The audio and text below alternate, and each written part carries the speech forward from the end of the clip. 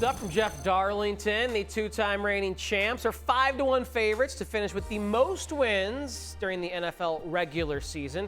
They finished with the most wins in 2 of the last 4 seasons. Last year it was the Baltimore Ravens who had the best record in the league, going 13-4. All right, back on the desk here with Erin and Joe.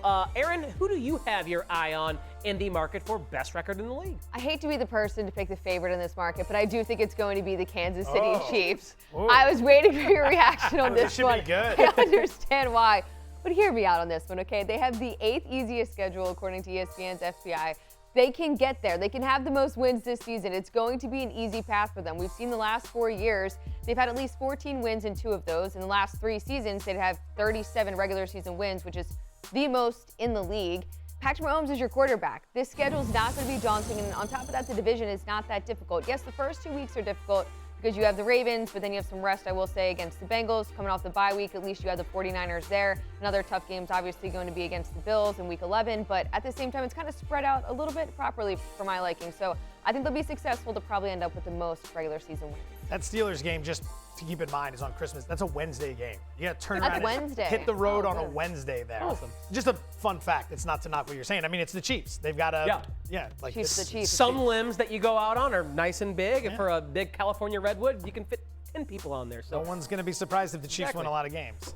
Would you be betting Kansas City as well, or looking somewhere else? No, she makes a good case. It's 5-1, so I don't see a whole lot there, but it's not going to shock me if they come through. Philly at 10-1 I think is interesting. Hey. Remember, this is not about winning the Super Bowl. This is a regular season bet, so we can throw all the playoff nonsense out. 10-1's a pretty good price for a team that had the best record in the regular season 2 years ago. Fell flat on their face last year, but a lot of what we saw 2 years ago is coming into play this season. Number one, 2 years ago they had the easiest schedule in the NFL.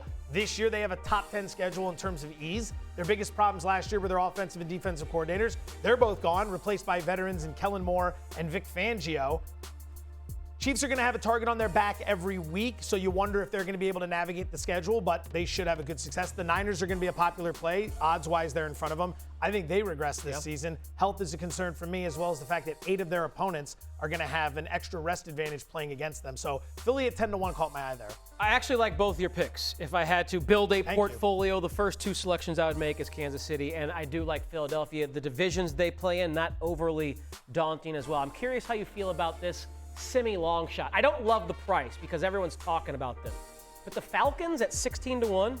Now, let's keep this in mind. We know Bijan, Drake London, Kyle Pitts, Kirk Cousins. The intra-division matchup in the NFC is the NFC East. So they get those Commanders, they get those Giants, maybe the Cowboys stink. The inter-conference division is the AFC West, where outside of the Chiefs, 3 teams could be sub 500. And then they play in probably the worst division in the NFL, where again, 3 teams could be sub 500 in Carolina, Tampa Bay, and New Orleans. So if they hit their absolute ceiling with that schedule, which looks very easy on paper, they could be a 13-win team. I almost wonder if you look at the start of that schedule, Steelers, Eagles, Chiefs, if you wait and they stumble, they go like 1-2, then the price is a lot bigger, then you jump in there. But that depends on how you feel about them in those games. If you like them to go 2-1, definitely do not do that, because that price they'd wake some people up. I started it by saying I don't love the price at 16-1, so I would wait, hope for a stumble, and then maybe that offense starts clicking with Kirk Cousins and they go on a big They should win a lot of games. But you're right with the analysis. They should win a lot of games.